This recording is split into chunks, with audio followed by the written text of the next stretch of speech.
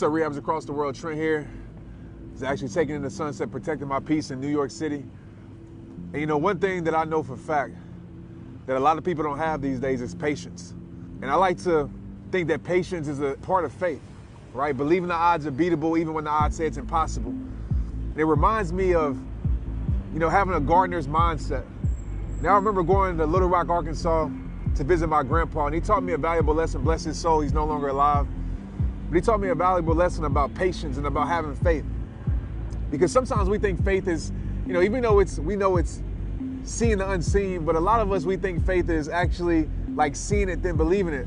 But faith is believing it before you see it, right? And hoping that it comes to fruition or that harvest will take place. But I remember going to Little Rock, Arkansas when I was a little kid.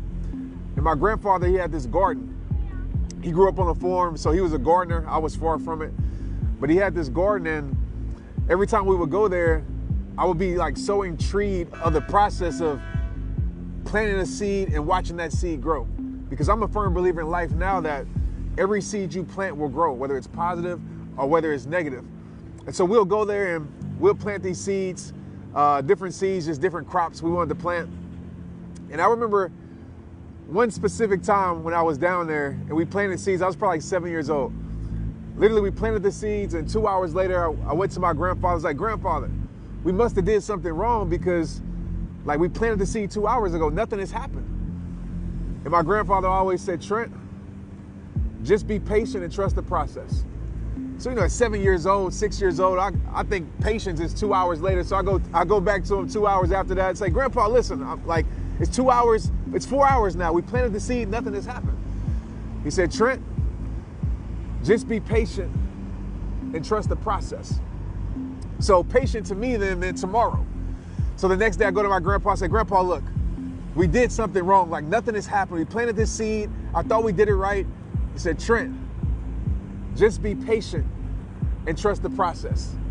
So that whole process of me coming to him lasted till we left back to New Orleans. And I remember a few months later, he called and he asked to speak to me. He said, "Trent, guess what? That seed that we planted, it's time for the harvest." That crop grew. And he said, in life, always have this mindset. Just be patient and trust the process. And so a lot of people look at my life now and they see me traveling the world, speaking all across the world, and they see Rehab Time, millions of people, and they think it was an overnight thing. It took a lot of long nights.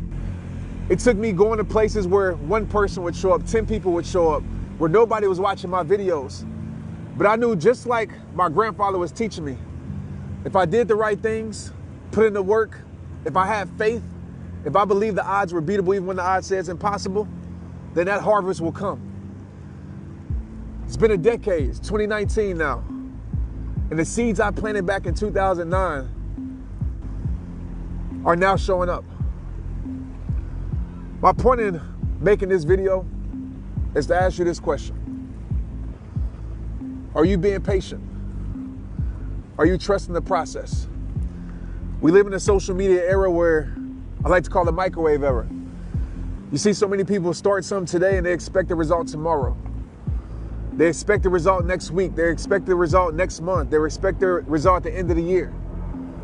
And a lot of people quit because those results don't show up on their time. Anything that takes time to build is powerful. Great things take time. So remember this.